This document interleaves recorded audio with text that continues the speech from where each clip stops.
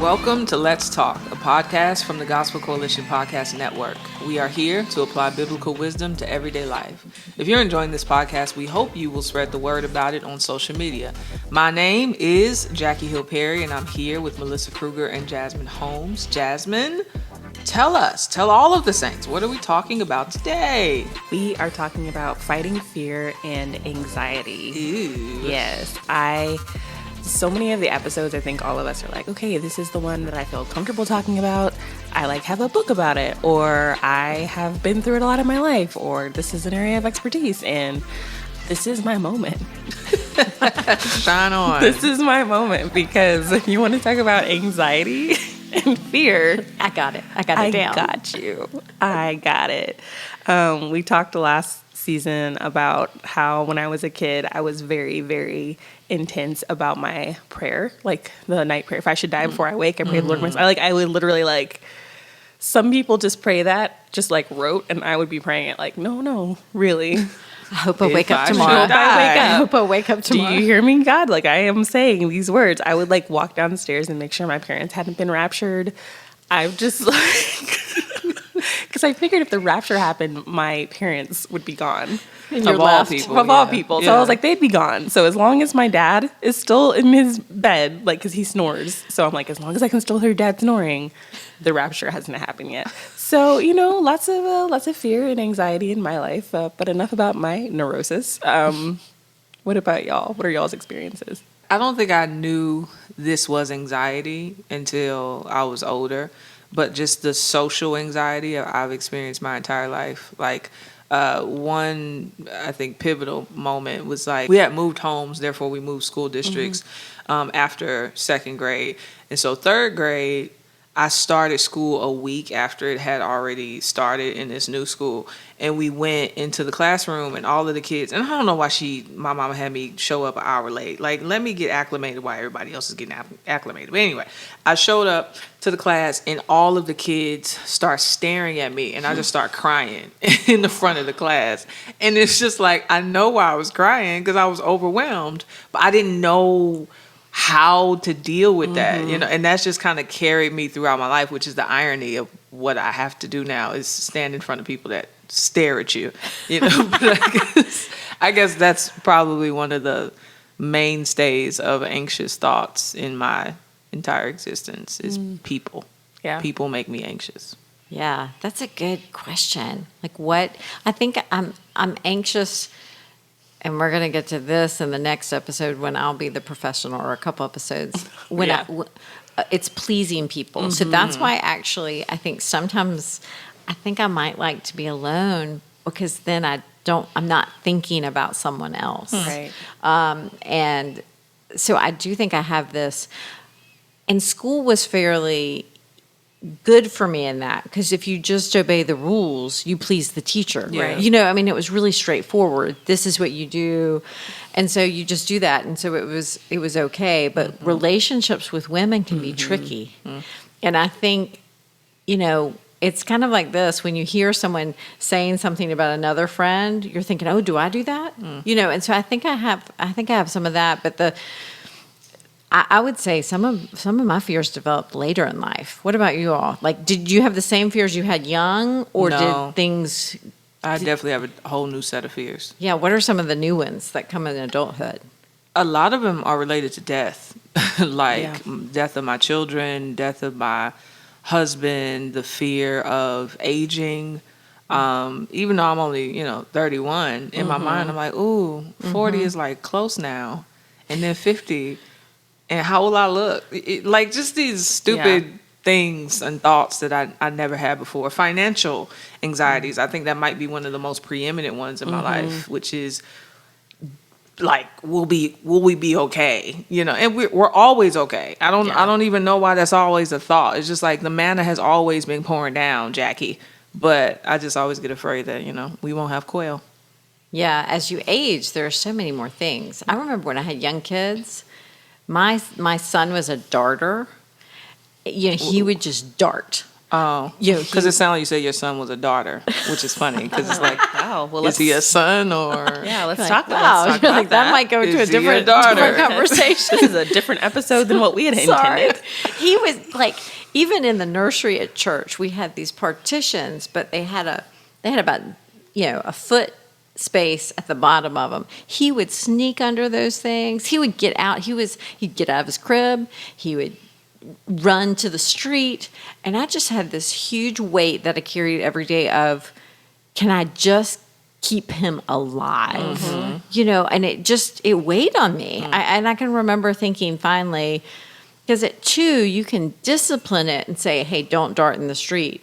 But you can't really be assured they're going to obey. Yeah. Right. And you can do everything you can to hope, but it takes one time of running away from you or getting lost in a crowd or whatever it might be. And so motherhood awakened all these fears. The kid leashes were made for. Yes, Parents for like children you. like him. Yeah. My fears have always been the same. I'm just What are your fears? the same. The same. Explain. My eschatology is different, so I don't check for the rapture anymore. But I definitely, every morning when I wake up, I'm like, I'm still here. What do This is so You nice. think you'll die? Yeah. Somehow, or like every time I get on a plane, I'm like, I hope my affairs are in order because this puppy's going down. I just know it. And to clarify, I have a diagnosed anxiety. Okay. So I have anxiety and depression, and I take medication for Yeah. that. So mine might be a little bit more Yeah. pronounced than other people's because mine is literally clinical. And that's what I was going to ask. Like, is it, because I think I have friendships where anxiety is more of a thing for a person, and it gets beyond just throwing a scripture their way. Right. Like, God cares for you. Cast those cares. It's like, Right. no, this is actually a heavier burden for you than I can even relate to. So do you think that it's a matter of personality and just the way your brain is set up? I think sometimes it can be. I know Yeah. for me, like I've struggled with anxiety my entire life, and I was dismissed all the time. They would just be like, Jasmine, she's high strung, or like she's just dramatic. She's just really emotional, and so then instead of it being something that I was taught to kind of deal with and work through, I was taught to suppress it because it was this embarrassing part of my personality. And it wasn't until adulthood and pregnancy, it was something that I could always cope with until I got pregnant. And then whatever hormonal things were going on in my body was like, we can't cope with this anymore. So I remember I was at a midwife visit, and I was filling out an intake form because they do a perinatal depression screening. And I was like 18 weeks, and it asked questions like, how often do you think about death? Or like, how often do you think about something bad happening to your baby? Or how often do you stay up at night thinking about bad outcomes? And so on every single question, I felt 10 across the board. But I was like, they're going to think that I'm crazy if I circle 10. So I circled 7s and 8s. So then I was sitting in with my midwife, and she was like, Jasmine, 7s and 8s are high. I was like, You thought it was like middle ground. oh man, like really? She was like, yeah, 7s and 8s are really high. Like we're gonna have to do something about that. Like this is an issue. This is a problem. And it was the first time that somebody had treated me like it was something more than just a lack of self-control or a lack of faith. That they treated it like it was something clinical and something that I needed help with. And so I started going to therapy around 18, 19 weeks of my firstborn, and just talking about and facing some things that I had been anxious about and wrestling with my entire life really helped. And then with my secondborn, again, another wave of anxiety. And just like I would like drive up to my house and nobody would be inside, and I'd be afraid to get out of my car. And I would call my husband and be like, he would be like at a meeting or something, and I'd be like, I can't get out of my car. And he's like, well, what do you think is going to happen? I was like, I don't know. I just can't. I can't get out of the car. After the baby was born, I was like, I'm having thoughts about hurting myself. I'm having thoughts about hurting my kid. Like what? So just more so than just, hey, Jasmine, just like calm down. Yeah. Just be. And I think that it's important to talk about kind of that spectrum because sometimes it is a matter of, okay, you just need to calm down, take a deep breath, and be reminded of who God is. Yeah. And sometimes in order to be able to calm down and take that deep breath and be reminded of who God is, you need some extra help. And I think that needs to be, especially for anybody really, but especially I have a special passion for perinatal and postpartum depression, just because it's something that I really, really dealt with. And anxiety and fear played a big part in that for me. Yeah. I think we don't talk about that enough as women. We have real hormones that change at different times of the month in a different way, or when we're pregnant, or what happened to me was actually later in life. I had never had any prenatal or postnatal depression. I was so thankful. I had really felt a lot of joy when I had children. But one day I was standing up on stage teaching 400 women. I've taught my whole life. I was a high school teacher. I've never felt any nervousness or anxiety about it. That's just what I felt created to do. Yeah. And I'm standing on stage, and my hands start shaking, and I feel like my heart is thudding out of my chest. And I keep speaking, but I'm having this, normally I'm engaged with the audience and I'm talking, and I love doing this. And all of a sudden I'm just like, I need to read my notes type thing. Like I couldn't, it wasn't just like nervous excitement. I think it was a panic attack is what I think was happening. Yeah. And I could, and it was, normally you also settle in. So you get into it and you're like, oh, okay, I felt a little nerves or whatever. Now I'm fine. But the whole time, all I wanted to do was sit down. I was like, what is wrong with me?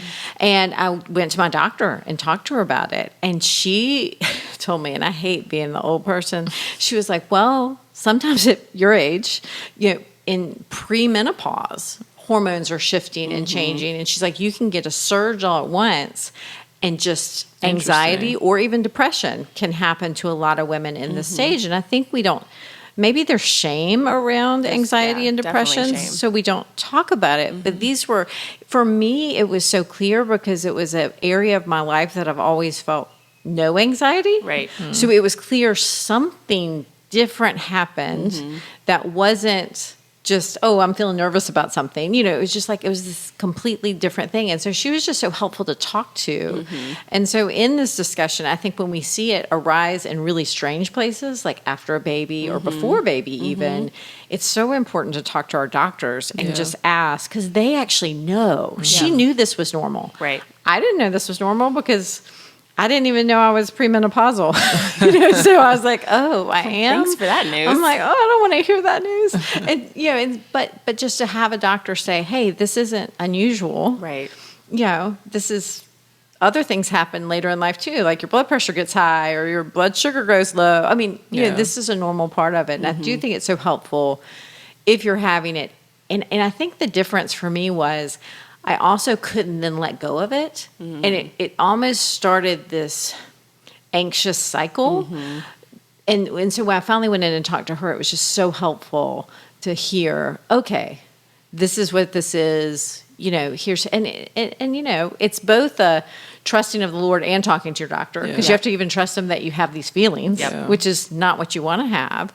But it was just so helpful to talk to someone about it. So we definitely encourage, if you're having clinical anxiety, go talk to someone. Well, and if you're just like feeling, because I think for me, I didn't even really know what my personality was until I became an adult, because I was able to get help for this anxiousness and this depression and this and that, realize like, oh, I don't actually cry at the drop of a hat, or like, oh, actually, I like to keep my emotions close to my chest. I don't actually share those really freely, and but I didn't realize that about myself because I was so couched in like everything, every aspect of my life was draped in anxiety, and so just knowing that I didn't have to live like that, I just found that out 5 years ago. Yeah, can you tell the difference between what is kind of a chemical thing happening and then what's just fretfulness? Because that verse where it says, don't be anxious about anything. I think the word means like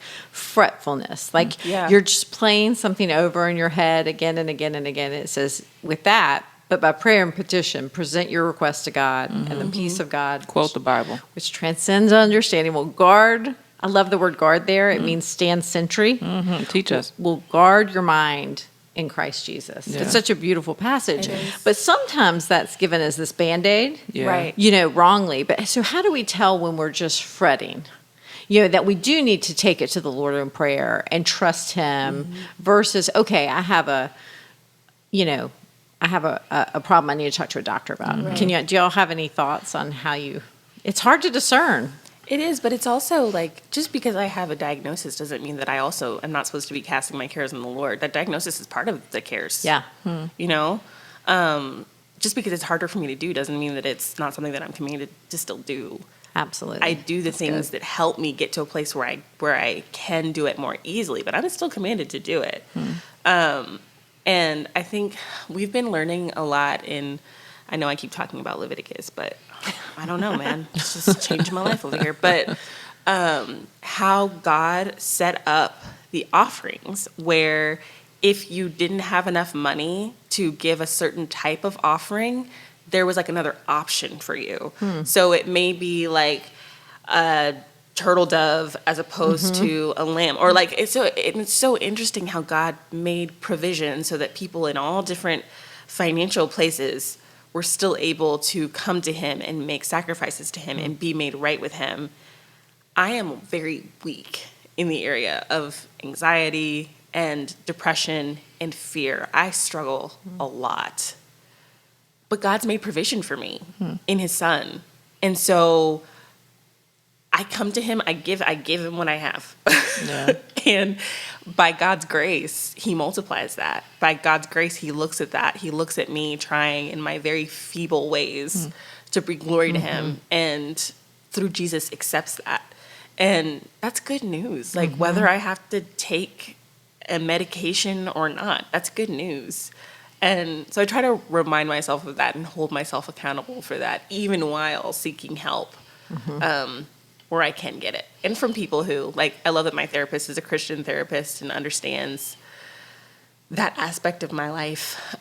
It's not I wouldn't say it's a must, but it's definitely very helpful to be able to trust her and to be able to have her know the difference. Accountability is huge. So to That's have an good. older Christian woman who's like, sometimes she's taking me aside and said, Jasmine, at this point, you just had a baby. I think it may be good if you talk to your doctor about adjusting your medication for this season. And then other times she's just like, Jasmine, you're spitting out self-control. Yeah. And I Yeah. know having somebody who knows me well enough to discern the differences is helpful, because sometimes the voices in my head are like, they're just not trustworthy counselors. Yeah. That's really good to have people who can help you. Oh, yeah. There's a new book that's out that is really good. It's on anxiety in teens, and we'll put it in the show notes because I can't remember the title of it right now. But what I love about it is there's a parent version and a teenage version, because I think one thing we're seeing societally right now is a huge rise in anxious teens. And one thing I was reading about it that was so helpful, it talked about helping your teen get off the track. It's kind of like what you were saying, your brain gets on a track and you're running and you're running and you're running, and it was helping them say, okay, let's get off this track and think through a new thought pattern. And it reminded me of the verse, take every thought captive.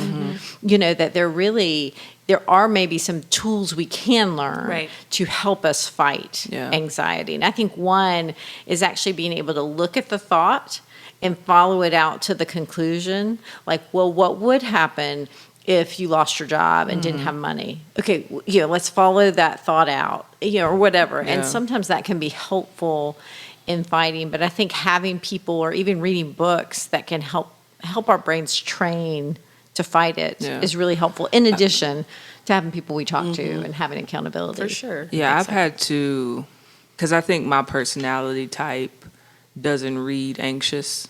And often I'm not, which might it's honestly usually just an overconfidence in myself and my own competence. But I've had to work backwards to identify anxiety. And what I mean is, like, so I had a conversation with my pastor, and he wanted to talk about my work ethic. And he was saying, you just seem like someone who, if you have a goal, you accomplish it and you accomplish it well.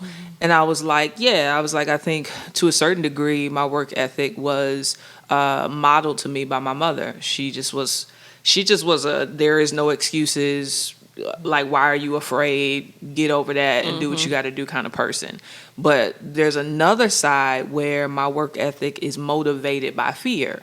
And so it's like, I have to work hard and I have to be consistent and I have to accomplish this goal, because if I don't, everything else will fail.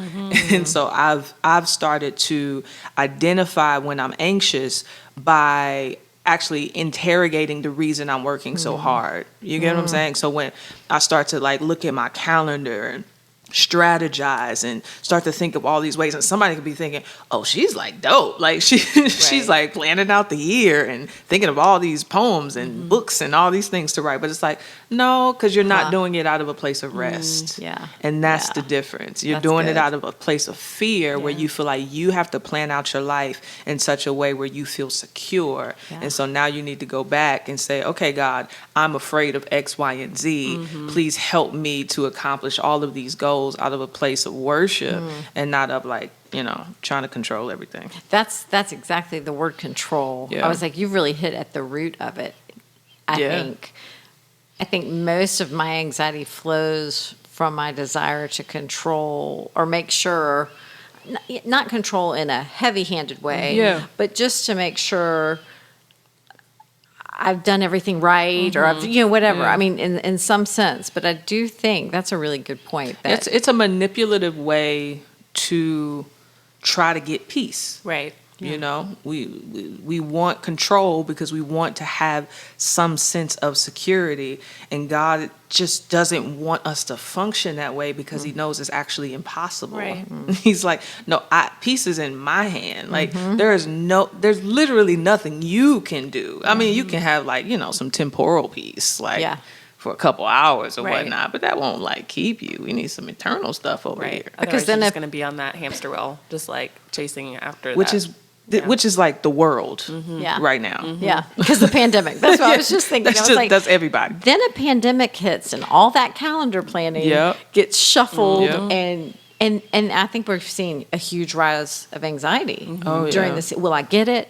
But not just that. Can I plan for next week? Are my kids going to school? Is this all going to change? And we're not used to having to live that way. Yeah, which is understandable in a sense, because the thing about faith is we're trusting an invisible God. Like our jobs and money and doctors and all that, those are tangible things that I can see, touch.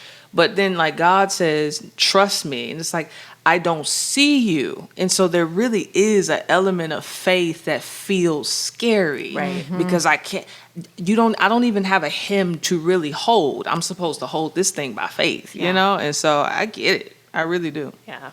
Just trusting that comes from the Lord is hard, because we are taught to trust what we can see. Yeah. And then it's like, can you not see all the blessings that he's already given you? And Come it's like, on. yeah, but I want to see, I don't know. It's never enough for me. I'm a sinner. Because even as I'm saying that, I'm like, that's how like ungrateful to be like, we trust that we can see and we can't see God. And it's like, we always want signs, yeah, like Israel. And it's like, no, the sign I gave you was the resurrection. Oh yeah. Oh God. And it is like Israel. Totally. Just, I'm going to just part the Red Sea for you. And by the time you walk to the other side of it, you're going to be like, y'all just going to let us starve? Like the sea just like stood up next to you. And you're like, I'm hungry. I just want to go back to Egypt. And then you get manna and you're like, and where's the water? I'm tired of Where's it. the beach? And it's us. Like the whole time I'm reading it, the older I get, the more I see myself. Yeah. Because definitely as a young person, I was like, Israel, man. Yeah, they just y'all tripping. so inconsistent. Like, God. all he does for you? Yeah. And I'm like, yeah. And I look at the crucified Christ and I'm like, can I have a little more? I just need to know that you mean it, that you're in it. I remember when I was dating Philip, I only dated 3 people before I got married. And I got dumped twice. And so my third relationship, I was like, Did that make you anxious?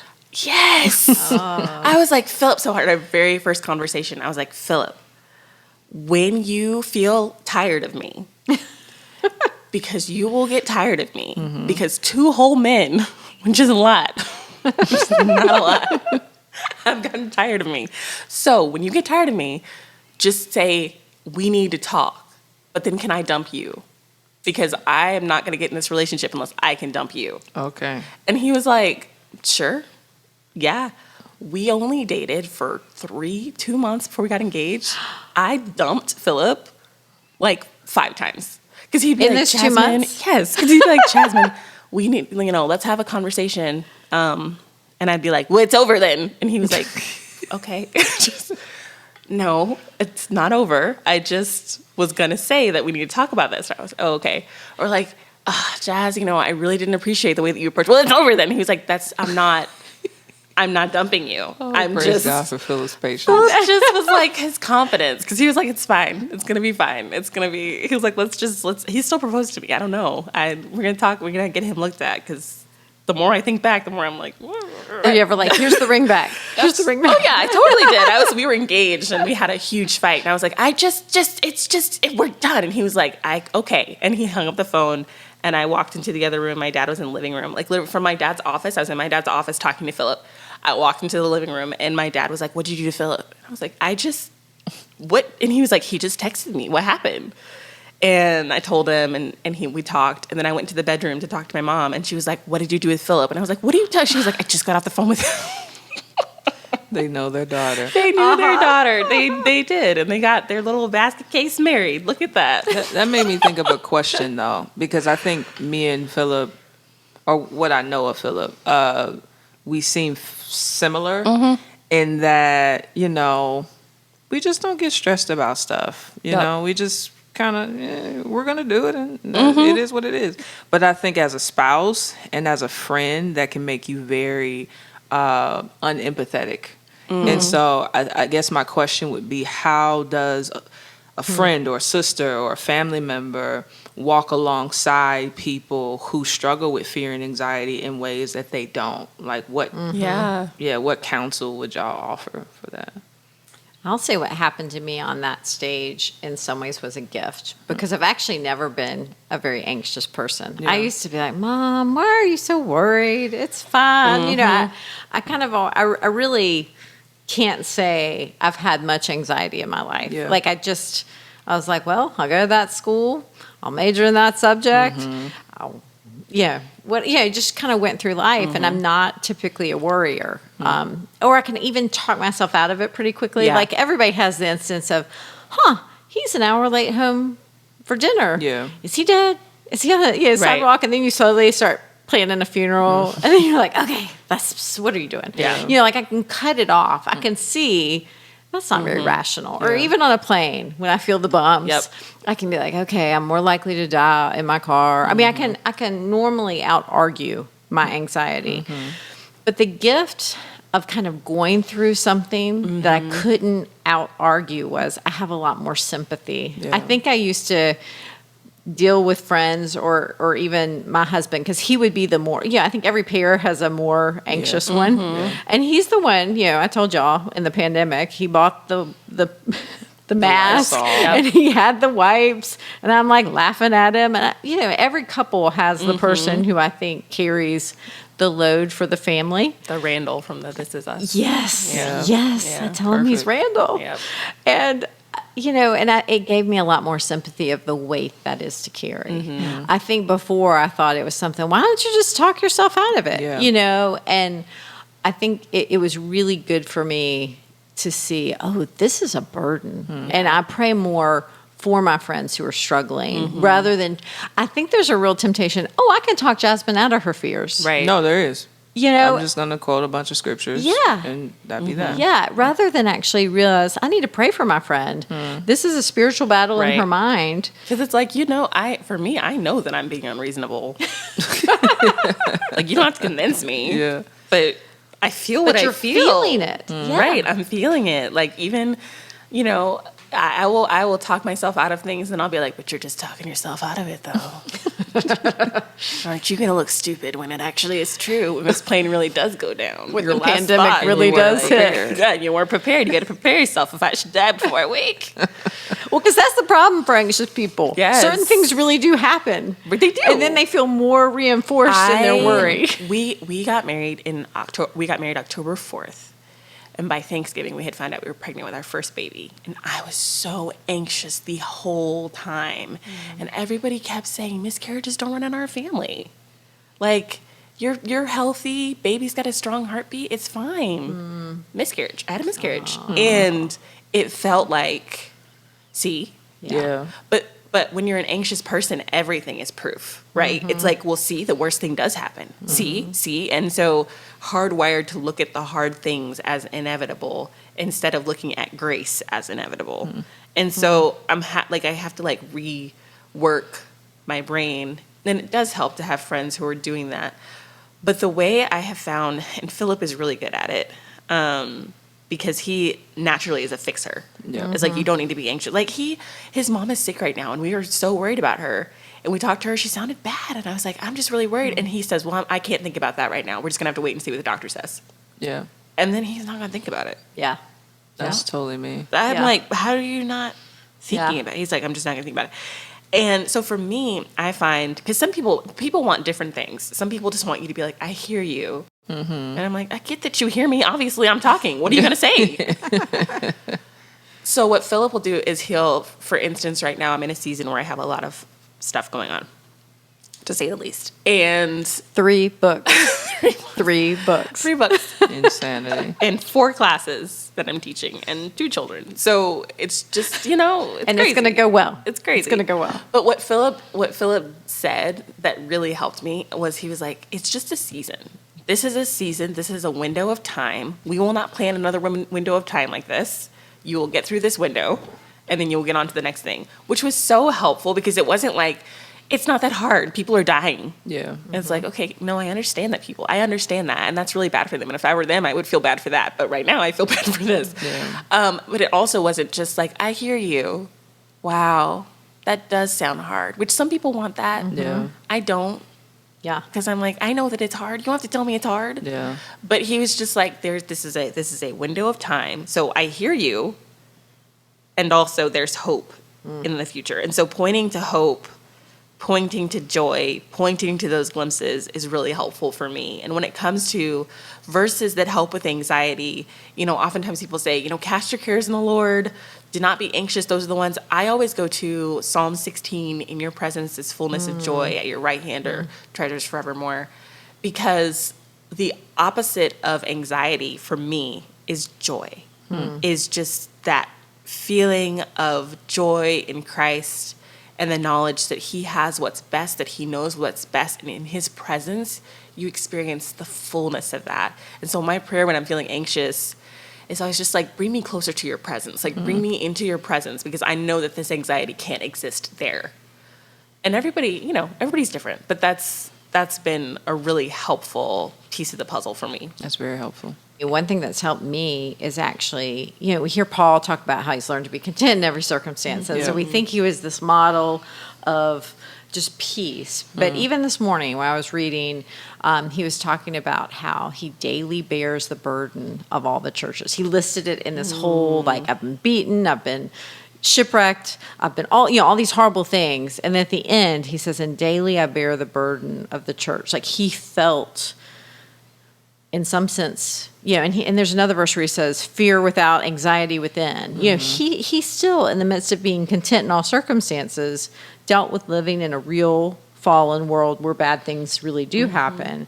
But for me, with some of the speaking things, one thing that really helped me is when I read, it's 1 Corinthians 2, 1-5, and it says, when I came to you, I didn't come proclaiming to you the testimony of God with lofty speech or wisdom, for I decided to know nothing among you except Jesus Christ and him crucified. And I was with you in weakness and in fear and in much trembling. And my speech and my message were not in plausible words of wisdom, but in a demonstration of the Spirit of power, that your faith might not rest in the wisdom of men, but in the power of God. And this is another blessing. I pray a lot more now when I speak than I used to. And so I think sometimes this weakness we feel is meant to drive us to prayerfulness when we might rely on ourselves. For sure. And not on God. And so it helped me see, oh, I can't get by on my own communication skills. Yeah. And I sit before the Lord and I have to say, what if it happens again? Yeah. What if I'm up there and I'm trembling again? And I have to hear kind of, that the Spirit say to me, you'll survive. Yeah. It'll be okay. Yeah. And you walk forward in faith. But it makes going, I think one thing, if it's prohibiting us from living the life God's called us to, we have to battle. And we have to say, I go in faith. Yep. This might be terrible. It might go badly, but I trust you. Yeah. But I do think it makes us more prayerful. It does. Yeah, because I think some anxieties, or at least for me, can make me more sinful, if that makes sense. Even circling back to the social anxiety, I think for a really long time, and it's still something I deal with, for a really long time, not being fond of being around strangers made me mean, because they're exhausting and I don't want to talk to you. And so because of it, the best way to get you away from me is to just be mean to you. And I would do that all the time. That was just the way I coped. But now I realize that my introversion or my anxieties are never an excuse to dishonor God and my neighbor. And so now I always have to ask God before I do anything publicly, Lord, give me kindness. Lord, give me grace. Give me the capacity and even the stamina to be able to be what I need to be for the people that I meet. And he's really been gracious. I think I've been pretty nice to people. I have grown. And so, to your point, but I think there's a self-awareness that has to happen. You have to be aware of it first to then be able to present it to God. True. But also trusting, he's going to show up. He is. really is faithful in that way. Yeah, and the sinful choice would be to say, I'm just not going to go to social things. Yeah. Or when you picture I'm gonna you isolate. standing in front of the schoolroom crying, just saying, I'm not coming back. And so we need people who won't let us live in our fear. For sure. You know what's crazy, though? Is that Autumn, my 2-year-old, she has that anxiety. And the first time I saw it was Thanksgiving. We had went to Preston's sister's house, and she's around all these people that she just has never seen before, and she started shaking. And I was like, I passed it on. But to me, Preston was like, oh, he's like, also your meanness and your fearfulness of people. He was like, that's actually in your blood. And I don't know, seeing how she responded to people showed me that what I deal with is natural to me, but I'm also grateful that as her mother, I now have the ability to prep her. Yes. So when it comes to her 3rd grade year, I can already foresee it and say, you know what, you're about to go into a space that's very scary and very weird and very strange, but you will be okay. Yep. And so I think that's cool that as a parent, what God has taught me, I'm gonna be able to help my children with. Yeah, that's Win. Win gets very nervous. He told me, "Oh, I just feel so nervous." I'm like, I know, buddy. We may feel nervous. You may always feel nervous. Yeah. And that's okay. God's still God. I love what both those stories, you're sympathetic. Yes. Because you see it in yourself. And I think of how it talks about Jesus, who sympathizes with us in our weakness because he's been tempted in every way but without sin. But he's felt it, and so sometimes I think with things like anxiety and fear and depression, maybe because there's shame in our culture around feeling those things, oh, you're not supposed to. Right. Yeah. We almost then don't feel like we can take them to Jesus. Whereas he's like, no, I'm sympathetic. I'm the parent who understands. Yeah. If you read the Psalms, it's clear that God wants us to be honest in that way. Yeah, He does. cast all of our burdens, and that he's not going to turn us away because we're fearful and scared. What he says to all of our fears over and over and over in Scripture is, I am with you. He actually doesn't say there's nothing to fear. Yeah. Right. Even in Titus, doesn't it say, don't fear what is fearful? Yeah. Which is an Which acknowledgement that it's it is. that the fearful. thing is scary. You just say, I know it's scary, but don't be scared of it. Yes. Yeah. Yes. And so I think one of the things, when a child comes in the bedroom crying at night, normally what they just want is our presence. I used to go climb into bed with my 3-year-old when she was little. I remember crawling into bed with her. I couldn't fight the monsters that weren't there under the bed, but I could say, I'm with you. And so I think one thing we can say to all of our fears and anxieties is the Lord is there and he's with me, and he's not bothered by my fear and my anxiety. He wants to comfort them. Yeah, absolutely. And I think if I can remember, he's not up there with a lightning bolt, Yep. so disappointed that I'm fearful again. I don't know. He's inviting me into his presence He's and a saying, father. I've got this. Yeah. I love that. Well, guys, on that note, it's a beautiful way to end the conversation. You're a good ender. You are a good ender. Look at you. Bring it on home. Come on. Conclusion. Okay, so now we're going to talk about our favorite things. And today, I want to know, if time was not a factor, what would be your preferred mode of travel? If time was not a factor. I was about to say rocket, but that's based on time. Planes.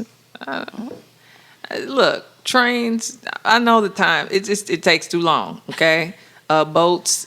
I'm all right on being on the water and the waves, and I get nauseous and it gets on my nerves.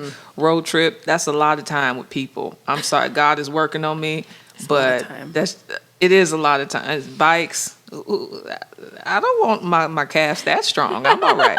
So planes. So I didn't follow. When a plane, you have I didn't someone- follow Just the like, rules. I don't Giving know you how a to make snack. time not a factor. It is time is and a comfort is a factor. thing, and amenities. I think if I don't like to travel. If I can't walk there, I don't want to go. And if time is not a factor, do you mean the time space continuum is not a factor? Because if that's true, blink and teleport wherever I need to be. That's how I'm going to interpret that question. I would completely bike. I love it. When we lived in Cambridge, England, it's a biking city. And that's how we got around. And I just think I noticed things I didn't notice. If time was not a sweet. factor, that's sweet. If muscle pain was not a factor. I came back to the States and I was like, I bought a bike and I was all excited. We are not set up for bikes, and I was going to get myself killed on I the see road. the appeal. But it was, Yeah. I really loved it. And I would have all my kids riding behind. I had a 2-year-old at the time, and she was on my bike. And my other kids were like little ducklings following behind. And I was like, this is so nice. But it doesn't work in the States very well. No, it So. doesn't. Thanks for listening to this episode of Let's Talk. Next week's episode will be a conversation on people pleasing. You mentioned that. So this is going to be all you, Melissa. You can subscribe to Let's Talk through Apple Podcasts, Spotify, Stitcher, or wherever you like to get your podcasts. Check out other shows from the Gospel Coalition Podcast Network at tgc.org/podcast. The Gospel Coalition supports the church in making disciples of all nations by providing resources that are trusted and timely, winsome and wise, and centered on the gospel of Jesus Christ.